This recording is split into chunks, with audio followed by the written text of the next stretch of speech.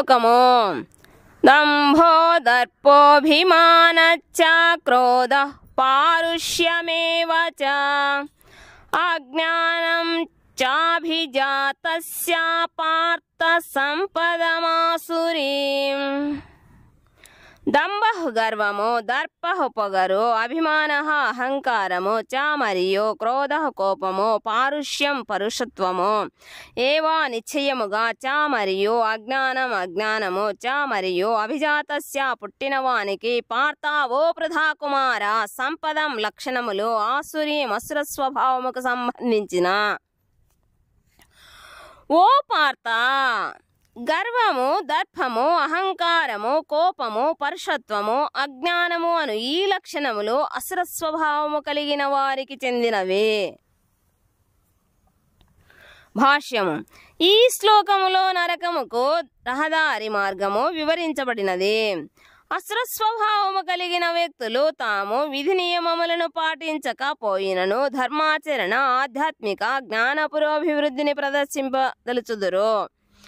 ఏదో ఒక విద్యను లేదా అధిక ధనమును కలిగి ఉన్నందుకు వారు ఎల్లప్పుడూ పొగరు, గర్వముతో నిండి ఉందురు. నిజముగా వారు ఇతరులచే పూజించబడవలనని వాంఛించుదురు. గౌరవముకు అర్హులు కాకున్నను ఇతరుల గౌరవమును కోరుకొందురు. స్వల్ప విషయములను కూడా వారు మిక్కిలి క్రోధముకు గురై మృదువుగా కాకుండా పరుషముగా మాట్లాడుదురు. ఏది చెయ్యదగినదో ఏది చెయ్యకూడనిదో వారెరుగరు. ప్రతి కార్యమును వారు తమ ఇచ్ఛానుసారము చేయుటయే తప్ప ఎవ్వరి అధికారమును అంగీకరింపరు. ఈ అసుర లక్షణములను వారు తల్లి గర్భములో ఉన్నప్పటి నుండే గ్రహించి పెరిగిన కొద్దీ వారు అట్టి అమంగళకర లక్షణములన్నింటినీ ప్రదర్శించుదురు. 5వ శ్లోకము. దైవీ సంపద్విమోక్షాయ నిబంధాయ సురీమత మాసు చ సంపదం దైవీమభిజాతోసి పాండవ. దైవీ దివ్యమైన సంపత్తు గుణ సంపద విమోక్షాయ మోక్షము కొరకు ఉద్దేశించబడినది.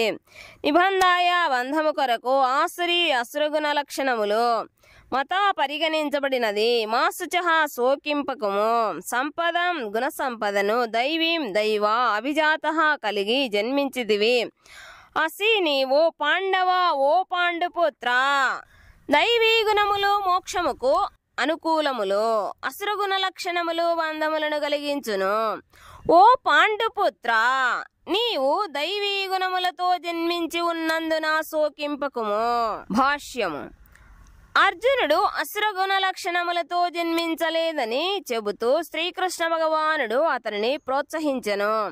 అర్జునుడు యుద్ధము చేత కలిగే మంచి చెడులను గూర్చి యోచిస్తుండుట చేత అతడు యుద్ధములో పాల్గొనుట ఎన్నటికి అసుర స్వభావము కాబోదు.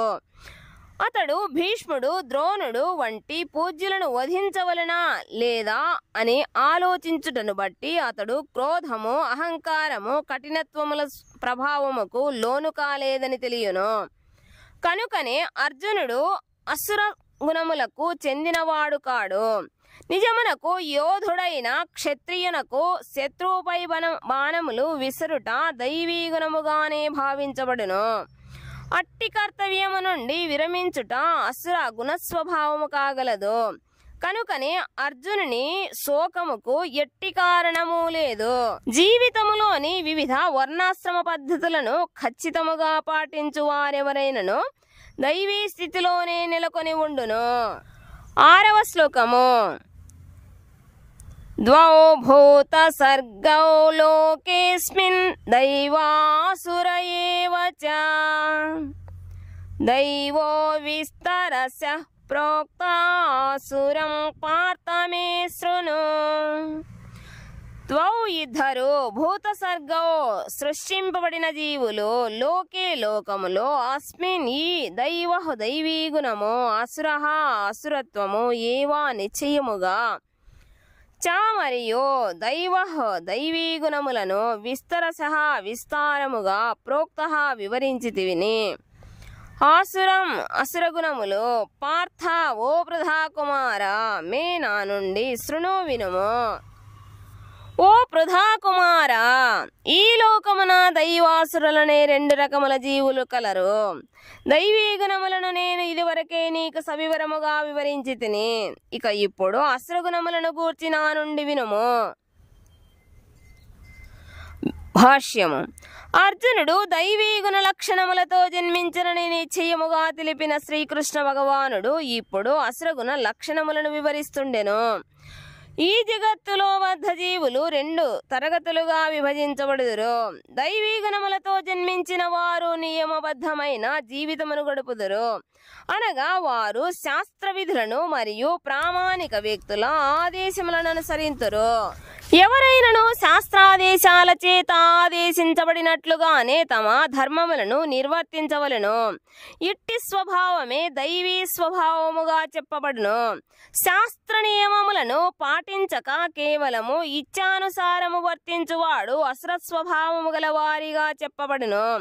శాస్త్రములలో చెప్పబడిన విధి విధానములను అనుసరించుట తప్ప దైవీ సంపదకు ఇతర మరొక ప్రమాణము లేదు. దేవతలు దానవులు ఇరువురును ప్రజాపతికి జన్మించిరని వైదిక గ్రంథములలో చెప్పబడినది. కానీ వారిరువురి నడుమ భేదమేమనగా ఒక రకము వారు వైదిక ఆదేశములను పాటించుదురు, 2వ రకము వారు వాటిని పాటించరు. 7వ శ్లోకము. ప్రవృత్తిం చ నివృత్తిం చ జనాన విధురాసురాః నా శౌచం నాపి చాచారో నా సత్యం తేషు విద్యతే. ప్రవృత్తిం సరిగ్గా పని చెయ్యుట, చ కూడా నివృత్తిం సరిగ్గా పని చెయ్యకుండుట, చ మరియు జనాహ జనులు, నా విదుహో ఎరుగరు, ఆసురాహ అసుర స్వభావులు. నా శౌచం శుచిత్వము గాని, నా అపి చ ఆచారః సదాచారము గాని, నా సత్యం సత్యము గాని, తేషు వారిలో నా విద్యతే ఉండదు.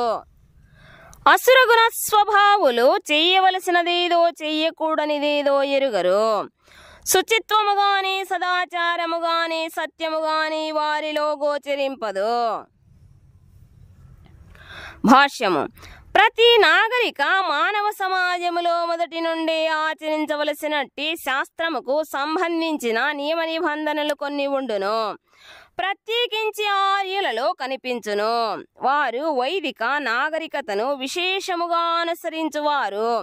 మిక్కిలి నాగరికులుగా ప్రసిద్ధి చెందినట్టివారు శాస్త్రాదేశములను అనుసరించని వారే అసుర స్వభావులుగా పరిగణించబడుదురు. కనుకనే అసుర స్వభావము కలిగిన వ్యక్తులు శాస్త్ర నియమములను వాటిని అనుసరించుటను వాంఛించిరని ఇక్కడ చెప్పబడినది. అట్టివారిలో అధిక శాతము వ్యక్తులు ఆ నియమములను ఎరుగరు. కొంతమంది ఆ నియమములను ఎరిగినను వాటిని అనుసరించు ఉద్దేశమును కలిగి ఉండరు. వైదిక నిర్దేశములలో విశ్వాసము గాని వాటిని అనుసరించి నియమానుసారము వర్తించవలననే సంకల్పము గాని అసుర స్వభావము గల వారికి ఉండదు. అంతర బాహ్యములలో వారు శుచిని కలిగి ఉండరు. ప్రతి ఒక్కరూ స్నానము, దంతధావనము, క్షౌరవము, శుభ్రమైన వస్త్రములను ధరించుట వంటి కార్యముల ద్వారా తమ శరీరమును శుచిగా ఉంచుకున్నట్లో శ్రద్ధ చూపవలెను. అంతరశుచి కొరకు ఎల్లప్పుడూ ఒకరు హరే కృష్ణ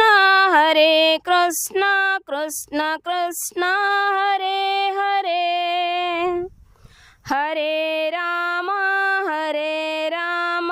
రామ రామ హరే హరే అని భగవన్నామాలను జపించవలెను. అసుర స్వభావులు ఈ బాహ్యమైన అంతరమైన శుచిత్వముకు సంబంధించిన నియమములను అంగీకరించుట గాని వానిని అనుసరించుట గాని చెయ్యరు. సదాచారముకు సంబంధించినంత వరకు మానవ జాతికి మార్గదర్శకములైన నియమ నిబంధనలు శాస్త్రములలో అనేకము కలవు. ముఖ్యముగా అది మను సంహిత మానవులకు శాసన గ్రంథము వంటిది. నేటికి హిందువులు మను సంహితనే అనుసరింతురు. వారసత్వపు నియమములు మరియు ఇతర న్యాయశాస్త్రముకు సంబంధించిన విషయములు ఆ గ్రంథముల నుండి గ్రహించబడినవి. స్త్రీలకు స్వేచ్ఛను ఇవ్వరాదని అట్టి మనుసంహితలో స్పష్టముగా చెప్పబడినది. అనగా వారిని బానిసలుగా ఉంచవలనని అర్థము కాదు. వారు పసిపిల్లల వంటివారు, వారిని జాగ్రత్తగా కాపాడుకోవాలనే అర్థము. సాధారణముగా పిల్లలకు స్వేచ్ఛ ఇవ్వకూడదు అనగా వారు బానిసలని అర్థము కాదు.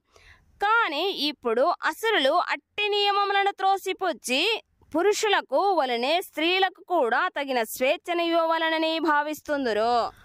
అయినను అట్టి భావన ప్రపంచ సాంఘిక స్థితిని ఏమాత్రమూ మెరుగుపరచలేదు. నిజమునకు స్త్రీకి జీవితములో ప్రతి దశలోనూ రక్షణ కల్పించబడవలెను. బాల్యములో తండ్రిచే, యవ్వనములో భర్తచే, వృద్ధాప్యములో పుత్రులచే రక్షణ కల్పించబడవలెను. మన సంహిత ప్రకారము ఇదే సరియైన సాంఘిక వర్తనము. కానీ స్త్రీ జీవితములో ఆధునిక విద్యా విధానము గర్వముతో కూడిన భావములను కృత్రిమముగా కలిగిస్తుండెను. కనుకనే ప్రస్తుత కాలములో మానవ సమాజములో వివాహము లేక దాంపత్య జీవితము కేవలము కల్పనగా మాత్రమే మిగిలిపోతున్నది. అంతేకాకుండా ప్రస్తుత కాలములో స్త్రీల నైతిక వర్తనము కూడా సరిగ్గా ఉండుటలేదు. కనుకనే అసరస్వభావులు సంఘముకు శ్రేయోదాయకమైన ఏ ఉపదేశమును అంగీకరించరు. మహర్షుల అనుభవములను వారిచే విధించబడిన నియమ నిబంధనలను పాటించకపోవుట చేతనే అసరస్వభావము కలిగిన జనుల సాంఘిక స్థితి మిక్కిలి దయనీయమైనది.